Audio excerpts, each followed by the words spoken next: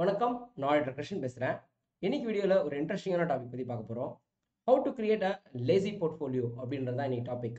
Lazy போர்ட்ஃபோலியோனா என்ன அப்படின்னா, நம்மளோட பார்ட்டிசிபேஷன்ஸ் ரொம்பவே இல்லாமல் நம்ம வந்து இந்த ஸ்டாக் மார்க்கெட்னு சொல்லக்கூடிய இந்த ஃபினான்ஷியல் மார்க்கெட்டில் ரொம்ப சூப்பராக இன்வெஸ்ட் பண்ணலாம். அதாவது நம்ம வந்து நம்மளோட டைம் அண்ட் எஃபர்ட்ஸை ரொம்ப ஸ்பெண்ட் பண்ணாமல் நம்ம வந்து ஸ்டாக் மார்க்கெட்டில் இன்வெஸ்ட் பண்ணலாம். அது எப்படி அப்படின்னு பார்த்தீங்கன்னா, ஆனால் அதில் ஒரு சின்ன கண்டிஷன் இருக்குது. நீங்கள் வந்து இதை வந்து ஒரு லாங் டேர்ம் இன்வெஸ்டராக இருக்கணும். நீங்கள் வந்து இப்போ எப்படி வந்து எஃப்டியில் காசு போட்டுட்டு நீங்கள் பொறுமையாக வெயிட் பண்ணுவீங்க. எஃப்டியில் காசு போட்டு யாரும் டெய்லி டெய்லி பார்க்க போகிறது இல்லை. இப்போ பேங்க் எஃப்டியில் நீங்கள் போய் காசு போடுறீங்க அப்படின்னா, ஒரு வருஷம் கழிச்சு அந்த மெச்சூரிட்டி டைமில் தான் போய் பார்க்க போகிறீங்க. கரெக்டாக? அப்போது ஆனால் நம்ம ஸ்டாக் மார்க்கெட்டில் போட்டுவிட்டு காசை தினைக்கு பார்க்கும்போது நமக்கு அது ஏற்ற இறக்கங்கள் வந்து ரொம்பவே நம்மளை மனசு அஃபெக்ட் பண்ணும். இப்போ நீங்கள் ஒரு லாங் டேர்ம் இன்வெஸ்டராக இருக்கீங்க அப்படின்ற பட்சத்தில் நீங்கள் வந்து பொறுமையாக வெயிட் பண்ணுவீங்க. தினைக்கும் மேறுது இறங்குறத பற்றி பெருசாக நீங்கள் கேர் பண்ணிக்க மாட்டீங்க அப்படின்ற பட்சத்தில் இந்த மாதிரி உங்களால் ஒரு கம்மி ரிஸ்கில் ஒரு டீசெண்டான ரிட்டர்ன்ஸ், அதாவது மார்க்கெட் ரிட்டர்ன்ஸ் அளவுக்கு இல்லைனாலும் ஒரு நல்ல டீசெண்டான ரிட்டர்ன்ஸை நம்ம வந்து எடுக்க முடியும். அது எப்படி அப்படின்னு பார்க்கும்போது நீங்கள் வந்து இது வந்து ஒரு எப்படி இமேஜின் பண்ணிங்கன்னா ஒரு ஆட்டோ பைலட் மோட் அப்படின்ற மாதிரி வச்சுக்கோங்களேன். ஸோ ஒரு மினிமம் சூப்பர்விஷனில் நீங்கள் தினைக்கும் பார்க்காம ஒரு சின்ன மினிமம் சூப்பர்விஷனில் உங்களோட போர்ட்ஃபோலியோ நீங்கள் எப்படி மேனேஜ் பண்ண போகிறீங்க. அதில் போர்ட்ஃபோலியோ அப்படின்னாலே பார்த்தீங்கன்னா உங்களுக்கு பலதரப்பட்டவும் இருக்கும். போர்ட்ஃபோலியோ அப்படின்றது ஒரு ஷேரில் இன்வெஸ்ட் பண்ணுறது, ஒரு ஸ்டாக்ல இன்வெஸ்ட் அப்படி கிடையாது. இது வந்து ஒரு டைவர்சிஃபைடு, ஒரு பேலன்ஸ்டு அப்படின்னு சொல்லலாமே. ஸோ எப்படி வந்து கம்மி ரிஸ்கில் இப்படி பண்ண முடியும். இதை நீங்கள் இந்த மாதிரி நீங்கள் பண்ணணும்னா அட்லீஸ்ட் உங்கள் மைண்ட் செட் வந்து அடுத்த 10 வருஷம் அப்படின்ற மாதிரி இருக்கணும். அந்த ஒரு பரந்த மனப்பான்மை அடுத்த 10 வருஷத்துக்கு நம்ம வச்சுக்க போகிறோம். அதாவது பை அண்ட் ஹோல்டு அப்படின்ற ஒரு மைண்ட் செட் இருக்கணுமே தவிர பை செல் அப்படி இருக்கக்கூடாது. இதை நீங்கள் வாங்கி ஹோல்டு பண்ணணும். அண்ட் வாங்க போகிறது எல்லாமே பார்த்தீங்கன்னா உங்களுக்கு சூப்பரான ஸ்டாக், அந்த சூப்பராக இருக்கும், அந்த மாதிரி இருக்கும். ஸோ எப்படி வந்து இது வச்சுக்கணும். ஸோ நீங்கள் வந்து அதிகமாக ரிட்டர்ன்ஸ் வரணும்னு ஆசைப்படாது. இந்த க்ரீட் அப்படின்னு சொல்லுவோம்ல, பேராசை, ஜெல், அந்த மாதிரி ஆசைப்படக்கூடாது. நார்மல் ஒரு டீசெண்டான ரிட்டர்ன்ஸ் அப்படின்ற மாதிரி ஆசைப்படணும். மார்க்கெட் வாலட்டாலிட்டியை மனசில் வச்சுக்கூடாது. அதாவது ஏற்ற இறக்கங்களை வந்து ரொம்பவே மனசுக்கு எடுத்துக்கூடாது. இந்த மாதிரியெல்லாம் மனநிலைமையில் இருந்தீங்கன்னா கண்டிப்பாக உங்களால் ஒரு சூப்பரான போர்ட்ஃபோலியோ கிரியேட் பண்ண முடியும். இப்போது இதுக்கு நீங்கள் 4 அசெட்ஸ் வாங்கணும். ஒன்று பார்த்தீங்கன்னா உங்களுக்கு இந்த டெட் இன்ஸ்ட்ருமெண்ட், கடன் பத்திரங்கள். இன்னொன்று கோல்டு. இன்னொன்று ரியல் எஸ்டேட்டு. ஓகேங்களா? அதாவது டெட்டு, கோல்டு, ரியல் எஸ்டேட். இது 3 ப்ளஸ் ஈக்விட்டி. இந்த 4 வச்சுக்கோங்களேன். ஸோ இதில் எப்படி நம்ம வந்து அலோகேட் பண்ண போகிறோம் அப்படின்னா, ஒரு ஆவரேஜாக சொல்கிறேன். இதில் எந்த தம்புரூலும் கிடையாது. இப்படி தான் கிடையாது. ஒரு ஆவரேஜாக கடன் பத்திரம் டெட் இன்ஸ்ட்ருமெண்ட்டில் ஒரு 20% வச்சுக்கோங்க உங்களோட போர்ட்ஃபோலியோவில். அப்புறம் கோல்டில் இன்னொரு 20% வச்சுக்கோங்க. ரியல் எஸ்டேட்டில் ஒரு 20% வச்சுக்கோங்க. அதுக்கப்புறம் ஈக்விட்டியில் ஒரு 40% வச்சுக்கோங்க. அந்த 40ல் ஒரு 20% வந்துட்டு பாசிவ் ஃபண்டாகவும் இன்னொரு 20% வந்து ஆக்டிவ் ஃபண்டாகவும் வச்சுக்கோங்க. இதான் விஷயம். இப்போது நீங்கள் ஆக்டிவாக எந்த வித பர்டிகுலர் ஸ்டாக்ஸ்லையுமே இன்வெஸ்ட் பண்ணாமல் நம்ம வந்து இந்த போர்ட்ஃபோலியோ எப்படி கிரியேட் பண்ணலாம் அப்படின்னா, நம்ம என்ன பண்ண போகிறோம் சார், ஒரு நம்மளோட ரிஸ்க்கு எப்படி, நம்மளோட ரிஸ்க் வந்து நம்ம வந்து பெருசாக ரிஸ்க் எடுக்க போகிறது இல்லை. நம்ம வந்து ரொம்ப மினிமலான ரிஸ்க் எடுக்க போகிறோம். அதனால் நம்ம என்ன பண்ண போகிறோம் அப்படின்னா, நம்மளோட போர்ட்ஃபோலியோ டைவர்சிஃபைடாக வச்சுக்க போகிறோம். இதான் விஷயம். ஸோ இதில் இப்போ கோல்டுனா ஃபிசிக்கலாக போய் கோல்டு வாங்கணுமா அப்படின்னு கேட்டிங்கன்னா அப்படி தேவையில்லை. அதே மாதிரி ரியல் எஸ்டேட்னா ஃபிசிக்கலாக போய் லேண்டோ பில்டிங்கோ வாங்கணுமான்னு கேட்டால் அதுவும் தேவை கிடையாது. ஸோ இது எல்லாமே ஸ்டாக் மார்க்கெட்டுக்குள்ளேயே இருக்குது. ஃபார் எக்ஸாம்பிள் இப்போ நீங்கள் வந்து ஒரு ஈக்விட்டியில் இன்வெஸ்ட் பண்ண போகிறீங்க அப்படின்னா, இப்போ ஈக்விட்டியில் நான் என்ன சொன்னேன், ஆக்டிவ் பாசிவ் அப்படின்னு பிரித்து சொன்னேன். அப்படின்னா என்ன அர்த்தம் அப்படின்னா, நீங்கள் ஒரு மியூச்சுவல் ஃபண்டை தேர்ந்தெடுக்கணும். Passive mutual fund, active mutual fund அப்படின்றது. ஆக்டிவ் மியூச்சுவல் ஃபண்ட் பார்த்தீங்கன்னா ஃபண்ட் மேனேஜர் தினைக்கும் இன்னைக்கு ஸ்டாக்ஸ் என்ன வாங்கலாம் என்ன விற்கலான்றதை பார்த்து பண்ணிட்டு இருப்பாரு. பாசிவ் மியூச்சுவல் ஃபண்ட்ஸ் அப்படின்னா அந்த எக்ஸ்சேஞ்ச் ட்ரேடட் மியூச்சுவல் ஃபண்ட்ஸ்னு சொல்லுவாங்க. அதாவது இண்டெக்ஸ் என்ன மாதிரி ஸ்டாக்ஸ் இருக்கோ அந்த மாதிரி ஸ்டாக்ஸ் வாங்கிடுவாங்க. ஸோ அதில் வந்து அவங்க தினைக்கும் மாற்றிட்டே இருக்கலாம் இருக்க மாட்டாங்க.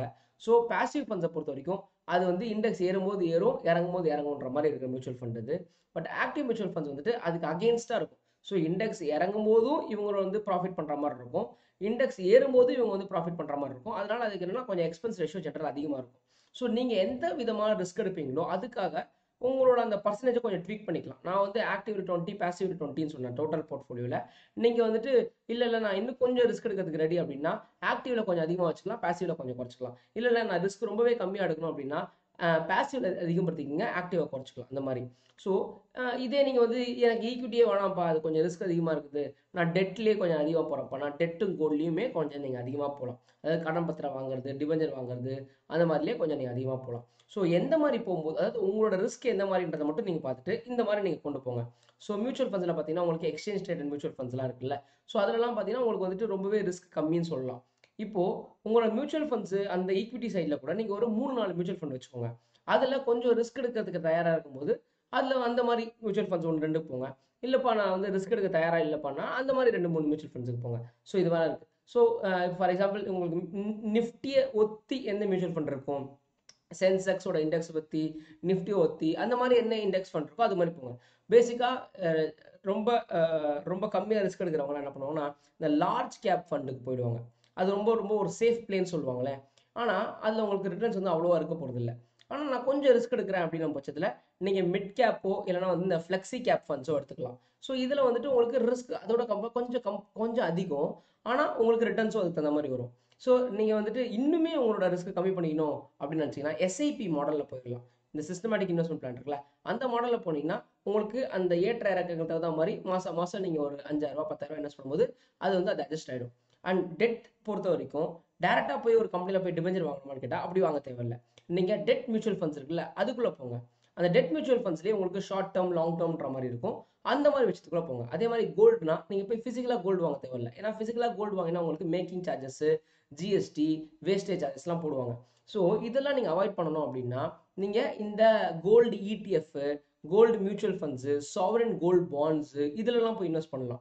ஸோ இதெல்லாம் பார்த்தீங்கன்னா உங்களுக்கு பெட்டர் தேன் ஃபிசிக்கல் கோல்டுன்னே சொல்லலாம். ஏன்னா உங்களுக்கு ஃபிசிக்கல் கோல்டில் பியூரிட்டி பிரச்சனை இருக்குது, மேக்கிங் சார்ஜஸ் அதெல்லாம் இருக்குது. அதே மாதிரி coming to real estate, real எஸ்டேட்டில் எப்படி இன்வெஸ்ட் பண்ணணும்னா ஃபிசிக்கலாக லேண்ட் வாங்கணும் அப்படின்னா வந்துட்டு ஸ்டாம்ப் டியூட்டி அதெல்லாம் நிறைய உங்களுக்கு வரும். பட் இதே நீங்கள் ரீட், இந்த ரியல் எஸ்டேட் இன்வெஸ்ட்மெண்ட் ட்ரஸ்ட் அந்த மாதிரி விஷயத்தில் நீங்கள் போட்டிங்க அப்படின்னா உங்களுக்கு இது வந்து ஒரு மியூச்சுவல் ஃபண்ட் மாதிரி தான். உங்களுக்கு பெரிய அமௌண்ட் ஆஃப் மணி வந்துட்டு லாக் பண்ணணுன்ற அவசியம் இல்லை. 5,000 4,000க்குலாம் நீங்கள் ஆர்இஐடியை வாங்க முடியும்.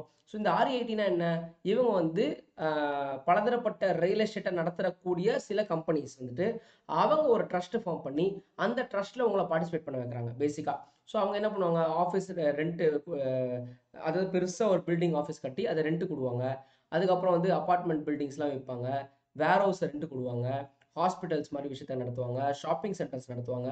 ஸோ அந்த மாதிரி வந்துட்டு உங்களுக்கு நம்மளோட க்ரோ வீடியோலேயே பார்த்தீங்கன்னா ஆர்இஐடின்னு நீங்கள் அடிச்சு பாருங்க, உங்களுக்கு இந்த ரீட்டை பற்றி நிறைய இன்ஃபர்மேஷன் உங்களுக்கு வரும். ஸோ இதில் நீங்கள் வந்து பெரிய அமௌண்ட் ஆஃப் கேபிட்டல் லாக் பண்ணணும்னு அவசியம் இல்லை. ரியல் எஸ்டேட்டில் இருப்பீங்க, ஆனால் 10 லட்ச ரூபாய், 15 லட்ச ரூபாய், 30 லட்ச ரூபாய் எடுத்துகிட்டு வந்து போகணும்னு அவசியம் இல்லை. சில 1000த்தில் கூட நீங்கள் ரியல் எஸ்டேட்டில் இன்வெஸ்ட் பண்ணலாம் இந்த மாதிரி ரீட் மாதிரி போகும்போது. இப்போது உங்களுக்கு எனக்கு வந்து கொஞ்சம் இந்த தடவை கொஞ்சம் ப்ராஃபிட் வேணும்ப்பா, இன்னும் கொஞ்சம் எக்ஸ்ட்ராவாக நான் ரிட்டர்ன்ஸ் எடுக்கணும்ப்பான்னும் போது நீங்கள் கொஞ்சம் கொஞ்சம் ட்வீட் பண்ணிக்கலாம் உங்களோட போர்ட்ஃபோலியோவை. எந்த மாதிரி இதை விற்றுக்கிட்டு எந்த மாதிரி விஷயத்தில் ஏற்ற போகிறீங்கன்றத உங்கள் போர்ட்ஃபோலியோவில் இருக்கிற பர்சன்டேஜை கொஞ்சம் நீங்கள் ட்வீட் பண்ணிக்கலாம். அண்ட் அப்பப்போ நீங்கள் பாருங்கள் எது உங்களுக்கு நல்ல ரிட்டர்ன்ஸ் கொடுத்துருக்குன்றதை பார்த்துட்டு ஒரு சைடில் இன்னொரு சைடுக்கு அதை நீங்கள் மாற்றி கூட விடலாம். புரிஞ்சுதா? ஸோ இதெல்லாம் வந்துட்டு ஆக்சுவலி ரொம்பவே நல்ல கான்செப்ட்ஸ். இந்த வீடியோ உங்களுக்கு பிடிச்சிருக்குன்னு நினைக்கிறேன். பிடிச்சிருந்தா லைக் பண்ணுங்கள் அண்ட் உங்கள் ஃப்ரெண்ட்ஸ் கூட இந்த வீடியோஸ்லாம் ஷேர் பண்ணுங்கள். அண்ட் நம்ம க்ரோ யூடியூப்பில் பார்த்தீங்கன்னா உங்களுக்கு நிறையா வந்து அகடமிக் பர்பஸ்க்காக வீடியோஸ் போடுறோம். ஸோ இதில் வந்து ஸ்டாக் அட்வைஸ் எதுவுமே கொடுக்குறது இல்லைங்க. இது எல்லாமே இப்படிலாம் பண்ணுங்க அப்படின்றது ஒரு நாலேஜ் பர்பஸ்க்காக தான் கொடுக்குறது. இதை தவிர பார்த்தீங்கன்னா உங்களுக்கு க்ரோ ப்ளஸ் இன்னொரு யூடியூப் சேனல் இருக்குது, ட்ரேடிங் வித் க்ரோன்னு சொல்லி இன்னொரு யூடியூப் சேனல் இருக்குது. க்ரோலேயே பார்த்தீங்கன்னா உங்களுக்கு வேறு லாங்குவேஜஸ்லையும் நிறைய வீடியோஸ் நம்ம போடுறோம். வேறு for example grow Telugu, grow Malayalam, grow Kannada, இந்த மாதிரி நிறைய லாங்குவேஜஸில் நம்ம வீடியோ போடுறோம். அந்த சேனல்ஸும் நீங்கள் போய் பாருங்கள். க்ரோ டைஜஸ்ட் அப்படின்னு சொல்லிட்டு உங்களுக்கு வந்து இந்த ஆர்டிகல்ஸ்லாம் எழுதி அனுப்புவோம், அதை நீங்கள் சப்ஸ்கிரைப் பண்ணுங்க. ஸோ க்ரோ டைஜஸ்ட்னு சும்மா நீங்கள் கூகுளில் போய் அடிச்சிங்கனாலே உங்களுக்கு வரும். grow.in டைஜஸ்ட்னு ஸ்லாஷ் போட்டு அடிச்சிங்கன்னா அதுவும் வரும். ஸோ அதுக்கு நீங்கள் சப்ஸ்கிரைப் பண்ணி வச்சுக்கோங்க. ஸோ அதில் வந்து நிறைய ஆர்டிகல்ஸ் இந்த மாதிரிலாம் உங்களுக்கு அனுப்புவோம். உங்களுக்கு ரொம்பவே யூஸ்ஃபுல்லாக இருக்கும். ஸோ இன்னொரு வீடியோவில் வந்து சந்திக்கிறேன். அது வரைக்கும் நன்றி, வணக்கம்.